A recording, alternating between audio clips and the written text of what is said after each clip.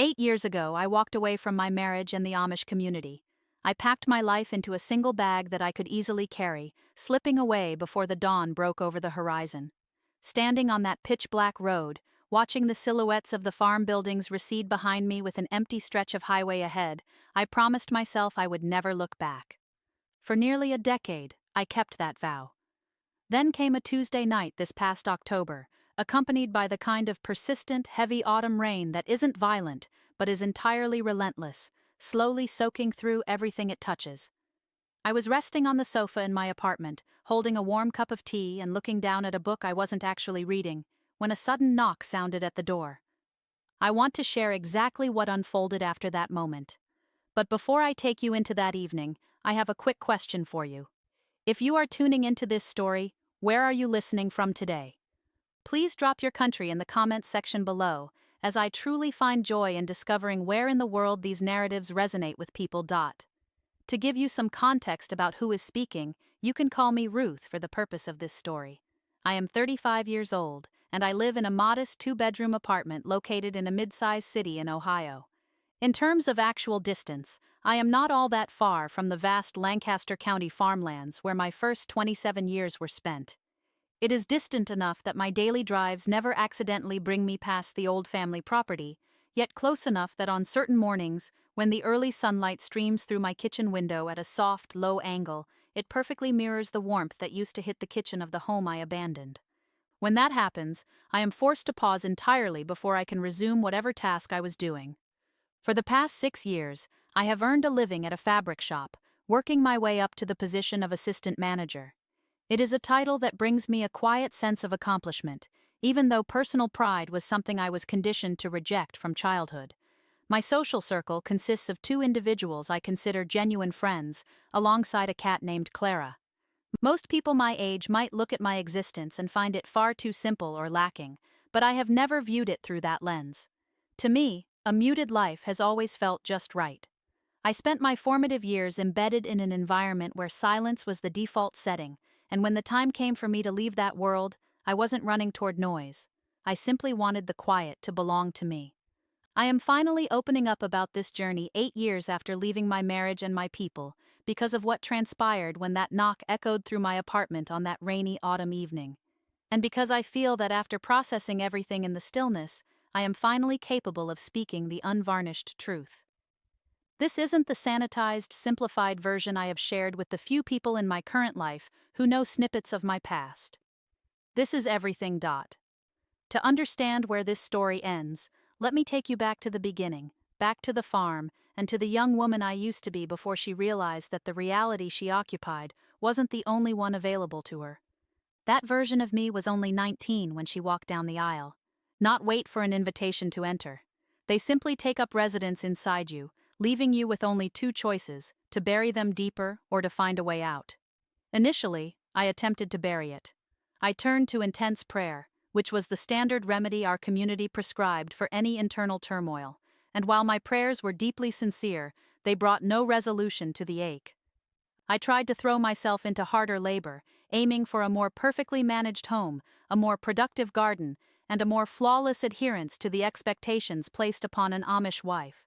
I convinced myself that if I could just become superior at fulfilling my designated role, the nagging question would finally dissolve. It didn't. It would fall quiet for brief stretches, the way internal conflicts do when you deliberately ignore them, but then some entirely mundane event would trigger its return with full force. I would be washing dishes on an ordinary Tuesday morning while Jacob sat at the table sipping his coffee, not reading or working, just occupying space. I would place a plate before him, and he would offer no word of appreciation, no sign that he even recognized my presence in the room, and as I walked back to the basin, the thought would echo again. Is this all there is? It would return while I was feeding the poultry in the damp morning air, surrounded by the shadows of a quiet yard, weighed down by the exhausting reality of a woman who hadn't slept, who had risen before the sun, and who faced a relentless day of physical labor without a single soul ever asking how she was coping beneath it all. Is this all there is? The same question haunted our silent dinners and echoed with the sound of rain hitting the glass, as Jacob and I sat together in a manner that no longer felt like a partnership, but rather like two inanimate objects resting in the same enclosure simply because no one had moved them apart. I want to recount the specific night I finally reached my decision, not because it was marked by high drama, but because it unfolded with such a profound quietness that I have often wondered if the most monumental transitions in our lives always arrive in this fashion, not with the thunder of a storm, but with a precise, heavy stillness, where an internal accumulation of years finally solidifies into an unshakable truth. It happened in the latter part of March. Jacob was deeply asleep. I was seated at the kitchen table beneath the glow of the lamp, a habit I turned to whenever rest eluded me, staring at a blank sheet of paper that had been resting in front of me for an hour. Finally, I picked up the pencil and pressed 3 simple words into the page. I cannot stay. I stared at those words for what felt like an eternity. Then, I folded the note a single time and left it resting on the wood where Jacob would inevitably spot it when he woke up.